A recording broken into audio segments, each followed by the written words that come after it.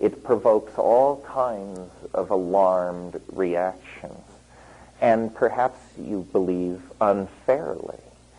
I think that when you examine the situation, it's possible to understand very clearly why this is such a social issue. Because what these things do, if you look, and now I'm slightly broadening my rap to include other psychedelics besides psilocybin. What these things do, if you had to generalize 100,000 psychedelic experiences, the ones where people thought they were God, the ones where people had to be taken to the ER room and have their stomach pumped, all of them, if you generalize, what these substances do is they dissolve boundaries. They dissolve boundaries. If you love it, you'll love it. If you hate it, you'll hate it. But that's what they do. They dissolve boundaries. Now, the reason this provokes a lot of social anxiety is because all societies are about the maintenance of boundaries. It doesn't matter whether you're, a stockbroker in New York, a Zen monk in Kyoto, a Hasid in Jerusalem. Your society is held together by boundaries and definitions, and anything which dissolves those boundaries and introduces relativity into cultural modeling is felt to be threatening, because we like to believe that our reality is somehow sanctioned, that this is how it should be. But in fact, that's just a cultural judgment. All cultures think that their culture represents a sanctioned reality. It doesn't. It just represents the current download of their linguistic enterprise. At the core of the Western anxiety about boundaries is something that we are very proud of, that we believe we invented. We call it the ego. Sometimes we call it the democratic individual. We say no Eastern society could have produced this. We took this from the Greeks. We perfected it through the Romans. We brought it up through the medieval period. John Locke and Thomas Hobbes and all those folks fixed it up for us in the 18th century. Thomas Jefferson ironed out the wrinkles, and modern America is the shining example of what you can do if you empower the ego, the citizen, the individual. We want nothing of tribalism, still less of collectivism, and God forbid, nothing whatsoever to do with communism. See, all set us going.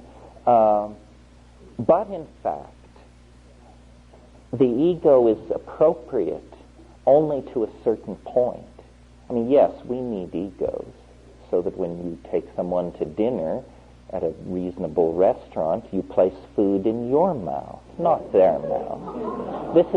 This is what the ego is for. It tells you who pays.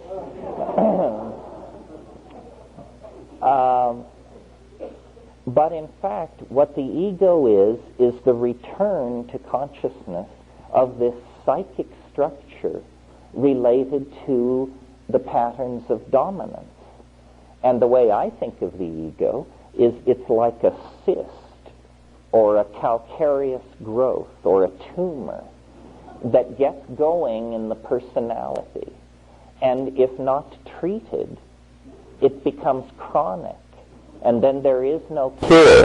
There can only be, a certain amount of maintenance and medication of it.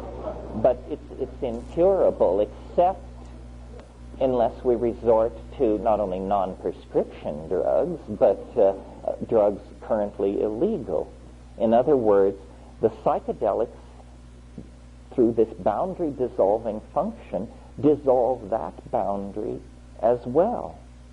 And so they promote a larger sense of the world than the values of capitalism, competitiveness, object fetishism, property acquisition, and the bottom line in power. So the issue, as was always since the 60s forward, I think, is not simply an issue of religious freedom or an issue of an eccentric minority social practice being tolerated by the majority, the way they tolerate handing out pamphlets in airports or something like that.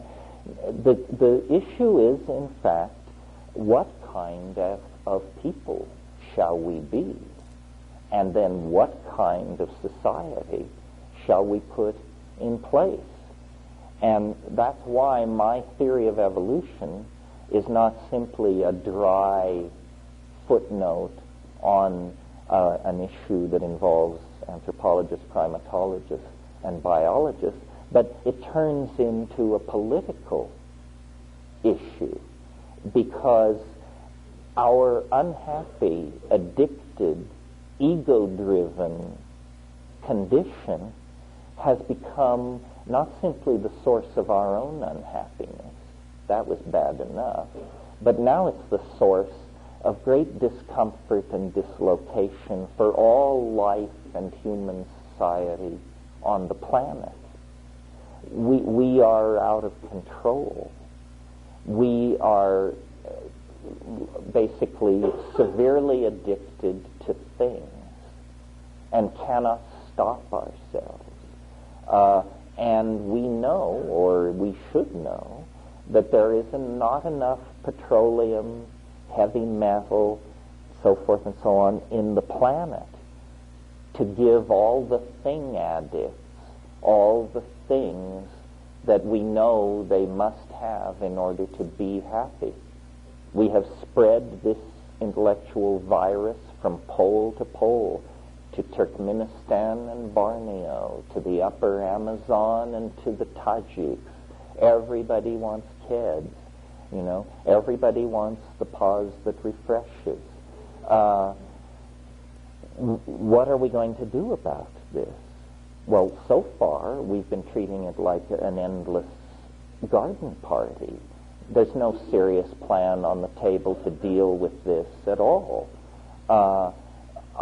I think that the momentum of human history is pushing us inexorably toward some kind of day of reckoning, and in which we are either going to have to turn consciously toward brutality and selfishness and say, well, let India go, let Bangladesh go, triage, costs too much, can't possibly fix the problem. In order to maintain our locked compounds and our 50 channels of television and the endless availability of arugula, we have to let India go.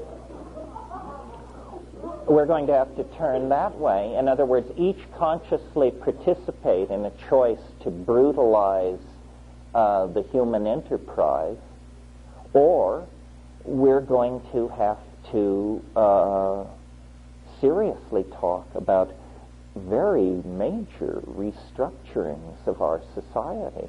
And I don't really know how we do that.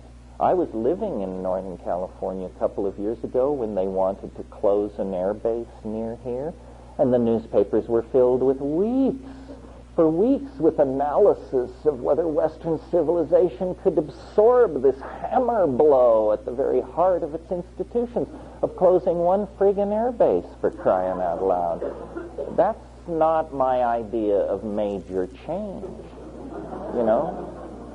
We may have to give up some of our pretty things. We may have to discipline some of the irresponsible social philosophies that run amok among us. And no, I don't mean the advocacy of psychedelic plants. I mean the Roman Catholic Church's position on population control in the Third World. I mean, the Germans take quite a knock for the Holocaust, but the Catholic Church manages to push more people into death, disease, and degradation every year than the Holocaust managed in its entire show. And it's thought rather crass to even mention the fact. It seems to me, as long as these Catholic bishops can show their face in public, that we are in complicity with mass murder. It's not pleasant news, but what are you going to do about it? Islamic fundamentalism, another bunch of knotheads with an anti-human agenda. What are we going to do about this? Are we going to go gently into that good night of planetary chaos, extreme distortion of class structure, defense of what we have at any cost against those who have nothing? There doesn't seem to be any other plan on the horizon. Arthur Koestler, who probably never thought he would be quoted by Terence McKenna, a very conservative character. You'll recall he was a Marxist who turned on Marxism and led a very interesting intellectual life. He wrote a book 30 years ago called The Ghost in the Machine. And he made a case similar to mine, but a little simpler.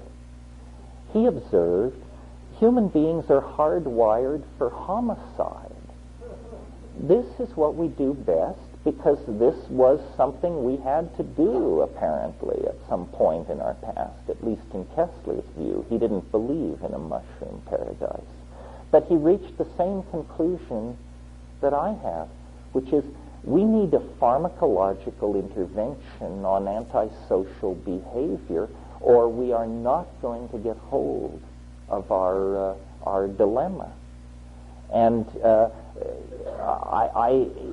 there have been dystopias based on drug intervention on aggressive behavior. You all remember Brave New World, where every time anybody raised their voice, they were given a gram of soma and told a gram is better than a damn. They had a thought in their head. Well, that's a terrible drug. Let's not introduce that. Uh-oh, the bad news is we've had it for decades. It's called television.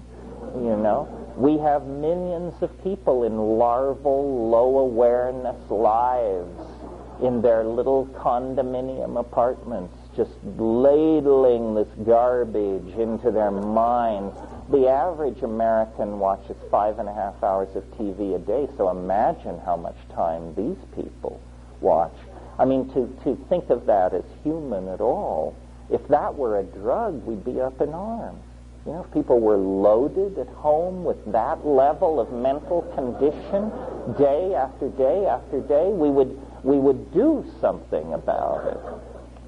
So I can't propose a grand solution, but I do think that it is pregnant with implication that here at the end of the 20th century, with all of these problems hammering down on us, the news comes from the rainforests and the deserts that these Aboriginal people, while we made the descent into history and got the top quark and planted the flag on the moon and all that, they kept the faith. And they have a materia medica, a toolbox, that can carry us back into a connection with the planet. Now, the question might be asked, why do you have such overwhelming faith in what is, after all, a substance, a drug? I mean, don't psychedelics just cause you to see pretty pictures and patterns and tally up your gains and losses, and then you come down and that's it? And the answer is no.